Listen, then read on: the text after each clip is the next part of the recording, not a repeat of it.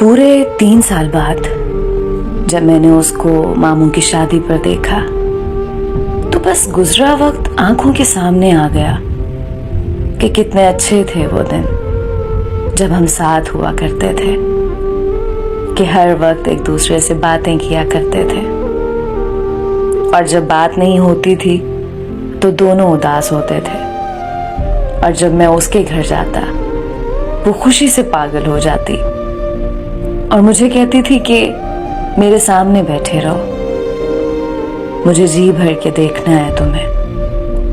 और उसका जी भरता ही नहीं था।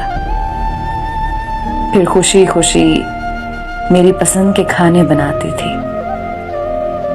उसे सब पता था कि मुझे खाने में क्या पसंद है और क्या नहीं। फिर आराम से बैठकर मोहब्बत भरी बातें करती थी। पर अब तो उसे देखने के लिए भी तरस जाता हूं। ना जाने कैसी होगी वो अब।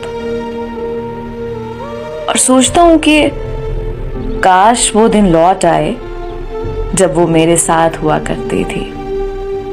और हाँ, एक बात और, वो ना तो बेवफा थी और ना ही मैं बेवफा था। वो तो बस मजबूर थी अपने माँ बाप की इज्जत की खातिर।